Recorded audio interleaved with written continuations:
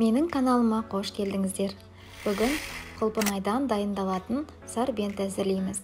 Оған қажетті ингредиенттер мөлшері видеоның описаниясында бар. Ол үшін алдын ала құлпынайды мұздатқышқа жібереміз. Әбден мұздатылған соң, оны бөлме температурасында сәл жібітеміз. Енді кокос сүтін жақсылап араластырып, ыдысымызға құйып дайындап аламыз. Енді қатырылған құлпынайды блендерге саламыз. Блендер немесе ұсатқыш. Ұсатқышқа салып, үстіне алдын ала дайындалған сахарный сиропымызды құямыз.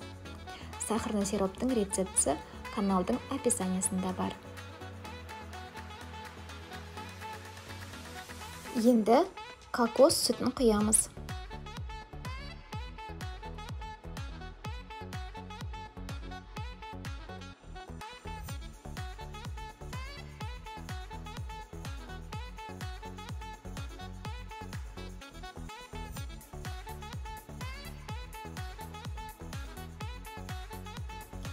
Блендерді қосып, массамыз біркелкі болғанша жақсылап араластырамыз.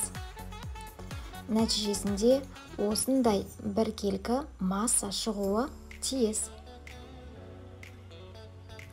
Осымен біздің құлпынайдан әзірленетін сорбентіміз дайын. 3 ғана ингредиенттен тұрса да, бірақ дәмі өте керемет. Ыстық күндері шөлді міндетті түрде басады.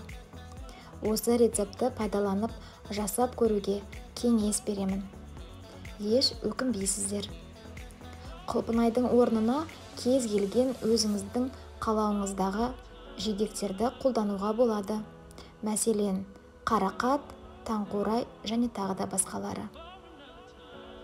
Егер рецепт ұнаса, каналға тіркеліп лайк басыңыздар. Келесі кездескенше.